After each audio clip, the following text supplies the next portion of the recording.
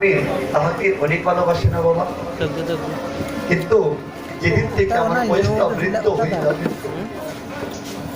যেদিন থেকে আমি চলতে পারবো না, যেদিন থেকে এই দেহটা অবশ হয়ে যাবে, সেদিন দেখবেন এই সংসারে আপনার ভালোবাসাটা অনেক দূরে চলে যাবে। সন্তানকে গিয়ে যদি বলেন পুত্র তুমি আমাকে এই এনে দাও, সন্তানকে গিয়ে যদি বলেন বাবা তুমি আমাকে এই এনে দাও, তুমি আমাকে সে এনে দাও, দেখবেন সন্তান সেদিন বলবে এত কিছু আমি তোমাকে এনে দিতে পারবো না। সংসারে যতদিন আপনি রোজগার করে খাওয়াতে পারবেন ততদিন এইভাবে আপনার একটা দাম থাকবে।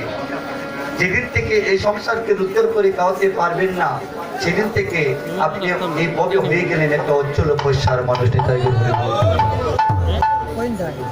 দেখুন বাবা, এই সংসারের পিছনে ঘুরিয়া একজন বুঝিতে পেরেছিল যে এই সংসারে আমার আপন বলতে কেউ নাই। উনি কি? যিনি ছিলেন মহাপ্রভুর পরম পার্শ্বর, যাহার নাম হচ্ছে মিত্র বাসুদেব।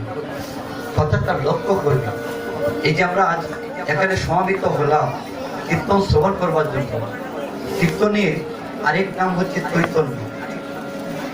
কীর্তন শুনিয়া যদি এই দেহটাকে চৈতন্য ভাবে জাগ্রত না করতে পারি, এই কীর্তন শোনা আমার জন্য হলো না। চৈতন্য চরিতামৃতে স্পষ্টভাবে লিখে গিয়েছেন, পাইয়া মনুষ্য জন্ম জেনা করে গৌর গুণ, কেন জন্ম তার বৃথা যে হইল। দেখুন বাবা, কত সুন্দর কথা লিখেছে যে এই দুর্লভ মানব জন্ম পেয়ে যদি আমরা গৌর গুণগানটুকু না করতে পারি, গৌরুর চরণাশ্রয় না নিতে পারি, তাহলে এই জন্মটা বিফলে চলে গেল। নিতাই গুরু হরি বল। পাইয়া অমৃত ধ্বনি পেয়ে বিষ গর্ত পানি, জন্মে আসে নাহি কেন বল। এই যে অমৃতের ধ্বনি কথা বলছেন, এই অমৃত ধ্বনি হচ্ছে একটা ভগবত প্রেম। এই ভগবত প্রেমটাকে যদি হৃদয়ে জাগ্রত না করতে পারি, তাহলে এই জগতে আমাদের বেঁচে থাকার চেয়ে মরে যাওয়াটা অনেক ভালো। হরি বল। আমার কথা নয়, স্পষ্টভাবে চৈতন্য চরিতামৃতে লেখা আছে। হরি বল।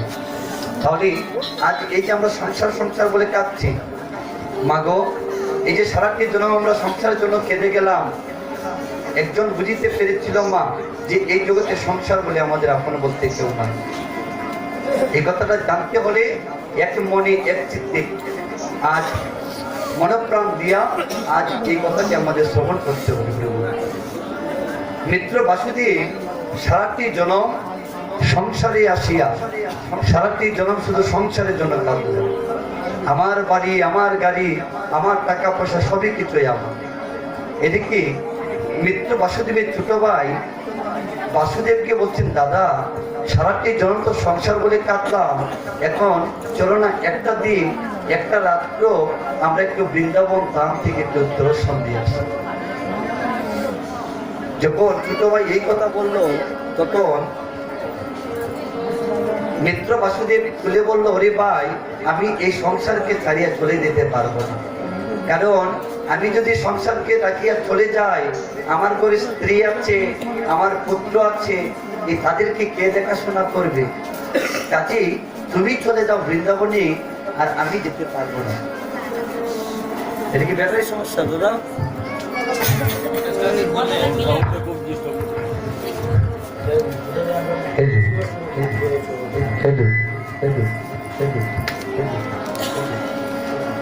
তুমি চলে যাও বৃন্দাবনে, আমি যেতে পারবো না।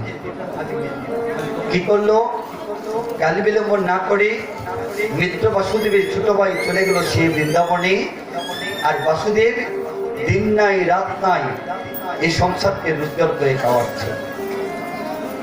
মহাপ্রভু চেয়ে দেখলেন এই জগতে বাবা ভক্তের বেদনা যদি কেউ বুঝিতে পারে, ভক্তের মনের ভাবকান্তি যদি কেউ বুঝিতে পারে, দেখবেন আমার গৌর হরি ছাড়া ভক্তের মনের ভাবকান্তি কেউ বুঝিতে পারে না। দেখতে পাইলে শ্রীমন গৌরাঙ্গ মহাপ্রভু দেখতে পাইল এই বাসুদেব যে আমাকে কথা দিয়ে আসলো, প্রভু আমি তোমাকে না দিয়ে কোনো কিছু খাবো না, আমি তোমাকে না বলে কোথাও চলে যাব না। এই বাসুদেব যে আমাকে কথা দিয়ে গেল, আমার কথা তো সে রাখতে পারলো না। এই জগতে যখন আমরা এসেছিলাম ভক্তগণ, তখন কিন্তু আমরা সবাই কিন্তু ভগবানকে প্রতিজ্ঞা করেছি। সেদিন তোরজোর করিয়া বলেছিলাম, হে দয়াময়, জগতে তুমি আমাকে একটি বার সুযোগ দাও পৃথিবীর আলো বাতাসে দেখাবার। দেখিবে প্রভু, এই সংসারে আসিয়া আমি সদা সর্বদা তোমার নামকে মুখে স্মরণ করব। তোমাকে না দিয়ে আমি কোনো কিছু খাবো না, তোমাকে না বলে কোথাও চলে যাব না। ভক্তগণ, এই যে আমরা সবাই ভগবানকে প্রতিজ্ঞা করে আসলাম, আমরা কি একবার বুকে হাত দিয়ে বলতে পারবো আমরা তাহার কথাটি দেখতে পেরেছি? এই কথাটি আমরা কেউ বলতে পারবো না। এই বাসুদেব সংসারে আসিয়া মায়ায় মগ্ন হইয়া প্রভুর নাম চিনতে ভুলে গেল। হঠাৎ একটি মিত্র বাসুদেবের অঙ্গে কুষ্ঠবিধি রূপ দেখা দিয়েছে। কুষ্ঠবিধি রূপ যখন দেখা দিল বাবা, তখন পাড়াপড়শির আত্মীয় স্বজন যারা আছে মিত্র বাসুদেবকে দূর দূর করে তাড়িয়ে দিচ্ছে। বাসুদেব, তুমি আমাদের সম্মুখে আসিও না, আমাদের সম্মুখে যদি তুমি আসো তাহলে আমাদের যে কুষ্ঠবিধি রোগ হয়ে যাবে, আর এই কুষ্ঠবিধি রোগ যদি আমাদের হয় তাহলে যে আমরা প্রাণী বাঁচবো না। নিতাই গৌর হরি বল। কি করলো বাসুদেব? যখন এই কথাটি শুনতে পাইল, মনে মনে ভাবছেন, এই জগতে যদি সবাই আমাকে রাখিয়ে চলে যায় তাহলে আমার গৃহে যে আমার স্ত্রী আছে, আমার পুত্র আছে, তারা তো আমাকে রাখিয়ে চলে যাবে। সংসারে সবাই আমাকে রাখিয়ে চলে গেল, আমার স্ত্রী পুত্র পরিবার তো আমাকে ছাড়িয়ে চলে যাবে না। চলে গেল তাহার গৃহেতে, কিন্তু ঘরের ভিতরে প্রবেশ করতে আড়াল থেকে শুনতে পাইল স্ত্রী আর পুত্র মিলিত একটা সিদ্ধান্ত নিচ্ছে। স্ত্রী পুত্রকে বলছে, ওরে পুত্র, তোমার বাবার যে কুষ্ঠবিধি রোগ হয়েছে, এই কুষ্ঠবিধি রোগ যে বড় ছোঁয়াচে রোগ, এই ছোঁয়াচে রোগ যদি আমাদের অঙ্গে ছড়ায় তাহলে যে আমরাও প্রাণে বাঁচবো না। তাই চলো পুত্র, তোমার বাবাকে একটা আলাদা কুটির করে ঘরে রেখে দিয়ে আসে। যখন বাবা সেই কথা শুনতে পাইল, মিত্র বাসুদেব দুটি বলছে, হে গৌর হরি, আজ তুমি আমাকে কি শোনালে? যে সংসারে পিছনে ঘুরি আমি এত কষ্ট করলাম, যে স্ত্রীকে আমি বসন পোষণ না করিয়া যে স্ত্রীকে আমি বসন পোষণ করালাম, যে সন্তানকে আমি রাত নাই দিন নাই কষ্ট করিয়া রোজগার করে আমি যে সন্তানকে পড়াশোনা করালাম, আজ সেই স্ত্রী আর আমার সন্তান আমাকে অনেকে দূরে ঠেলে দিচ্ছে। হে প্রভু, এই কথা শুনবার আগে কেন আমার এই দেহ থেকে প্রাণবাগিটা চলে গেল না? কি করলো? স্ত্রী পুত্র মিলিত হইয়া মিত্র বাসুদেবকে আলাদা একটা কুটির করে ঘরে দেখে আসলো। ও বাবা, যে কাশির তালাতে বসিয়া যে বাসুদেব প্রসাদ গ্রহণ করতেন, ভোজন করতেন, সেবা করতেন, আজ মিত্র বাসুদেবকে সেই কাশির তালাতে প্রসাদ দিচ্ছে না। কুকুরতে যে তালাতে বসিয়া প্রসাদ গ্রহণ করে, কুকুর যে তালাতে বসিয়া প্রসাদে খায়, যে কুকুর তালাতে বসিয়া মধ্যাহ্ন ভোজন সমাপন করে, সেবা করে, অন্ন ভোজন সমাপন করে, আজ মিত্র বাসুদেবকে কুকুরের তালাতে প্রসাদ দিচ্ছে। যখন এই লীলাটুকু দর্শন করলো, মিত্র বাসুদেব দুটি নয়ন জ্বলছে, বলছে, হে গৌর হরি, এই লীলাটুকু দর্শন করিবার আগে, এই দৃশ্য দেখবার আগে কেন আমার এই দেহ থেকে প্রাণ পাখিটা চলে গেল না? বাসুদেব দুটি নয়ন জল ছেড়ে দিয়ে সেই প্রসাদ গ্রহণ করছে। এমন কুষ্ঠবিধি রোগ হয়েছে বাবা, কুষ্ঠবিধি রোগ হতে হতে বাসুদেবের সর্বাঙ্গে পুজ ধরে গেছে। পুজ যখন ধরে গেল, তখন সে পুজের ভিতর থেকে অনেকগুলো পোকা মাটিতে জড়ে পড়ে যাচ্ছে।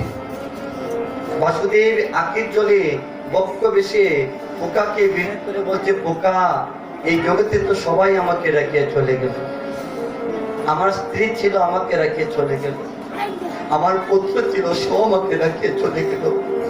পোকা রে, তোর কাছে আমার একটাই নিবেদন, তুই যেন আমাকে রাখিয়ে চলে যাস না। আজ এই জগতে বুঝতে পারলাম, আমার আপনে বলতে যদি কেউ থাকে, তাহলে তুই বোকা হচ্ছিস আমার আপন। তাই তোর কাছে আমার একটাই নিবেদন, তুই যেন আমাকে রেখে চলে যাস না। বাসুদেবের কুষ্ঠবেদী রোগ হয়েছে, দিনে দিনে অবশ হয়ে যাচ্ছে অঙ্গটা। বাসুদেব কান্দিয়া কান্দিয়া দুটি নয়ন জল ছেড়ে বলছে, হে প্রভু, আমার দুঃখের কপাল,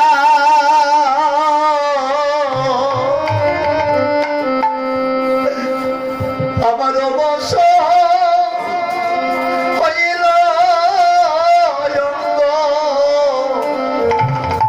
মন হইল কাঙ্গ। ও আমার দুঃখের কপাল,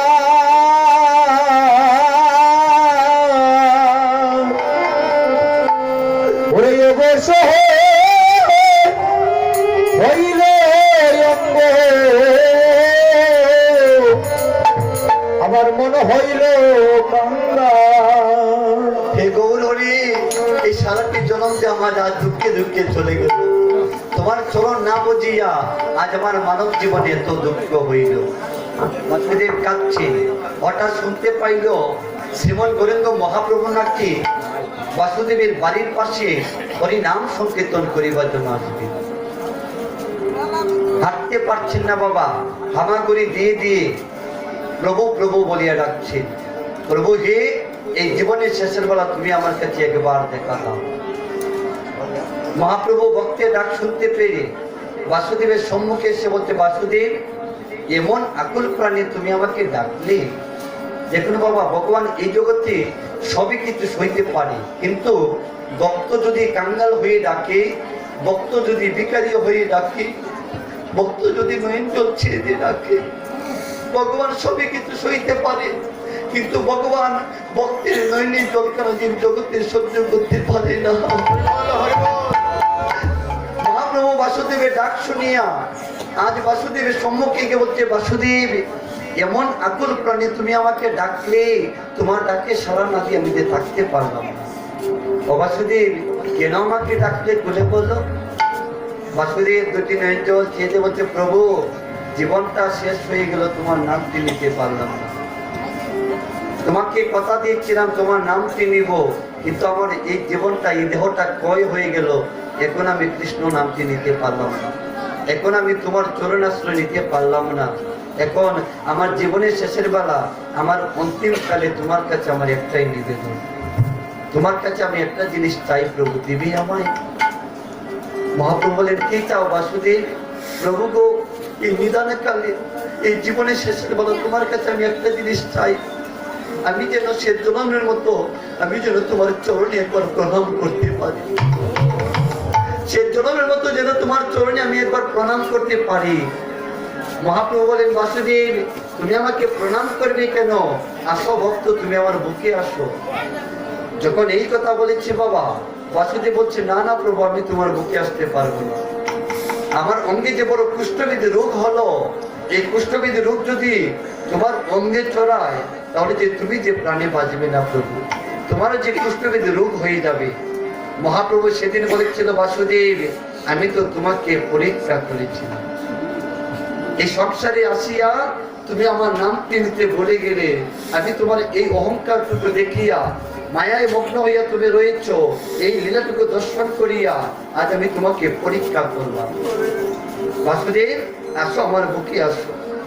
যখন মহাপ্রভু বাসুদেবকে কোলে নিয়ে আলিঙ্গন করলেন বাবা, বাসুদেবের যত কুষ্ঠবেদী রোগ ছিল, সকল কুষ্ঠবেদী রোগ ছড়ে গিয়েছিল।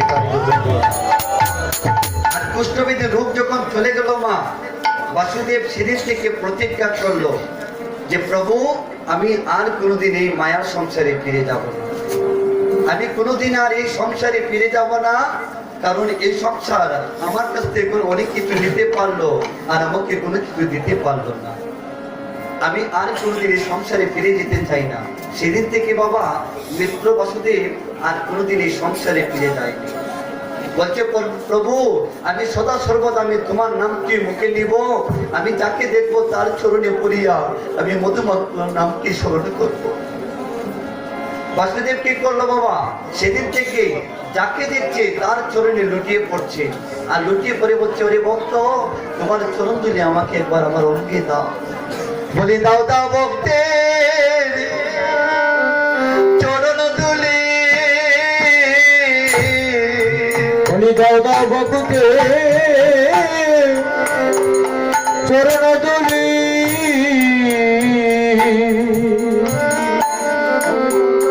দাও দাও বকুতে চরণ ধুলি, বলি দাও দাও ভক্তের চরণ ধুলি। আরে ধুলি নিয়ে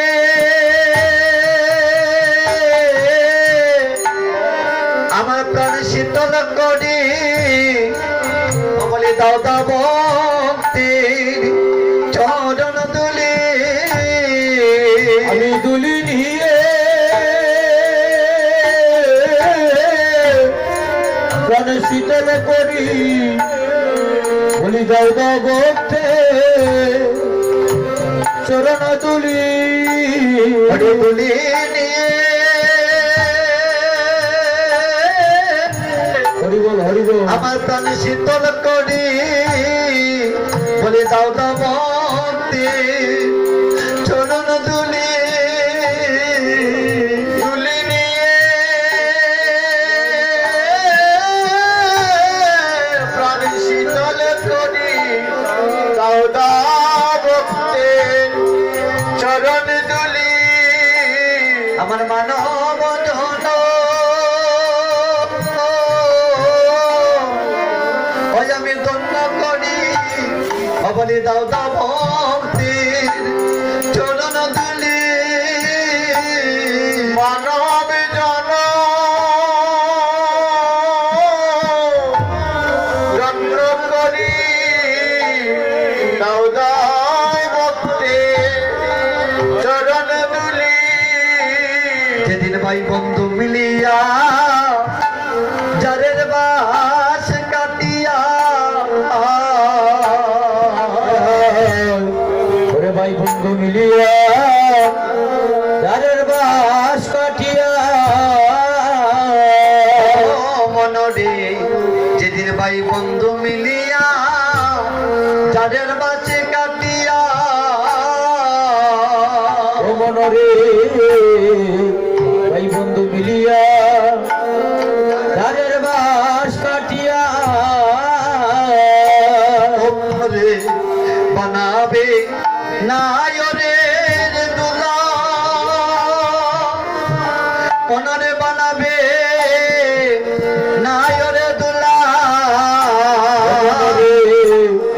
তোমার বানাবে নাই রে দুলা,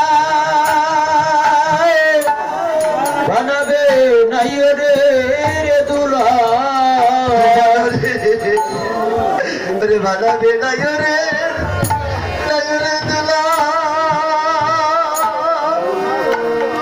ও মনরে বানাবে নায়রের দুলা, মনরে বানাবে নায়রের দুলা, মনরে বানাবে নায়রের দুলা। ও মনরে তোমায় নিয়া নদীর কুলে হরি হরি বলে, তোমায় নিয়া নদীর কুলে হরি হরি বলে। নদীর কুলে সবে হরি হরি বলে, তোমায় নিয়া নদীর খুলে হরি হরি বলে। ও তোমায় করিয়া করিবে কয়লা রে মন, করিয়া করিবে কয়লা। ও তোমায় ফুরিয়া করিবে কয়লারে মন, ফুরিয়া করিবে কয়লা। তোমায় পুরিয়া করিবে কয়লা রে মন, পুরিয়া কয়লা। তোমায় পুরিয়া করিবে কয়লা রে মন,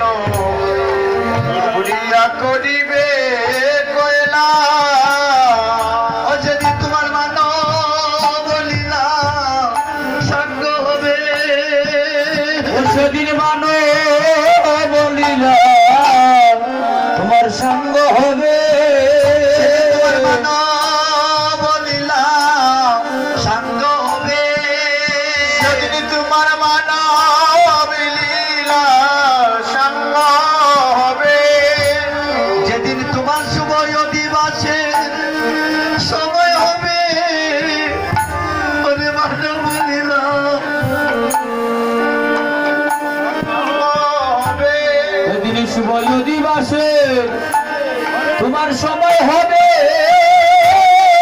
মানব লীলা তোমার সঙ্গ হবে যেদিন তোমার সময় দিবাছে ওরে সময় হবে সেদিন তোমার নবন লীলা সঙ্গ হবে শুভ দিবসে তোমার সময় হবে মানব লীলা তোমার সঙ্গ হবে তুমি যাইছো একা চলে যাবে গো একা যাইছো একা যাবে গো একা হবে তুমি আইছো একা যাবে গো একা যাইছো একা যাবে একা সঙ্গের সাথী সঙ্গের সাথী কেউ হবে না হবে তুমি আইছো একা যাবে একা সঙ্গের সাথী ওরে কেউ হবে না যাইছো একা চলে যাবে একা তুমি ভাই বলো বন্ধু বলো রে এই জগতে কেউ তো কারণ ভাই বলে ওরে বন্ধু বলো রে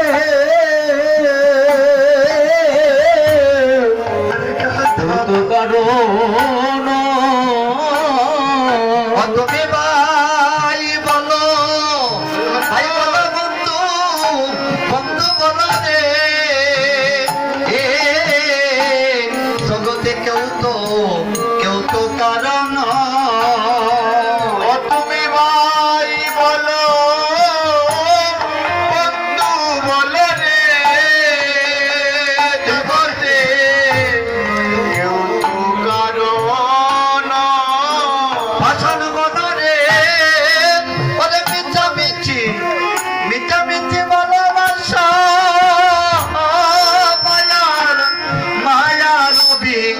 মায়ার অভিনয় রে শুধু মায়ার অভিনয় তাই গরিব মিছামিছি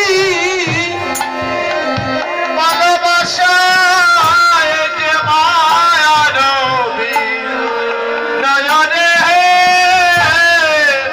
মায়ার অভিনয় ভাষণ মনরে ওরে মিথ্যামিথি ওরে ভালোবাসা মায়ার অভিনয় রে শুধু মায়ার অভিনয় ওরে মিছামিছি ওরে ভালোবাসা মায়া রবি মায়া রে শুধু মায়ার অভিনয় এইভাবে তুমি আইছো আইছো একা যাবে গো একা তবে আইছো একা চলে যাবে একা তুমি আইছো একা চলে যাবে গো একা আইছো একা যাবে গো একা সঙ্গের সাথী হরি বল, হরি বল। হবে না আইছো একা যাবে তাই ঘরে ঘরে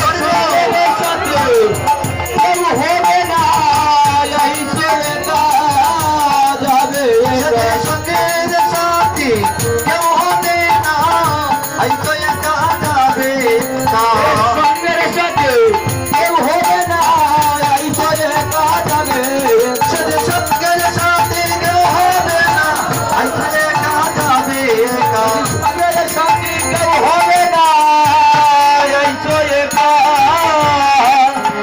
যাবে একা এই জগতে কেউ তো কারো নয় মানুষ তো মরা জাতি সবাই যাব মরে কেহ যাইব আগে বাইরে কেহ যাইব পরে এই প্রাত্যিক সংসারে আমরা এসেছি ভক্তগণ তাহার নামটি নেবার জন্য, তাহার চরণাশ্রয় নেবার জন্য। দেখুন আজকে যদি এই যে আপনারা নয়ন জল চেয়ে দেখাচ্ছে, এই কীর্তনে আসিয়া আপনারা বাড়ি গাড়ি টাকা পয়সা কোনো কিছু দিয়ে যেতে পারবেন না এবং কোনো কিছু নিয়ে যেতে পারবেন না। দিয়ে যাবেন কি? আজ এই কীর্তনে আসিয়া দিয়ে যাবেন এক বিন্দু নয়নের জল, আর নিয়ে যাবেন যত ভক্তবৃন্দ আসছে সকল ভক্তির চরণ ধরি। যে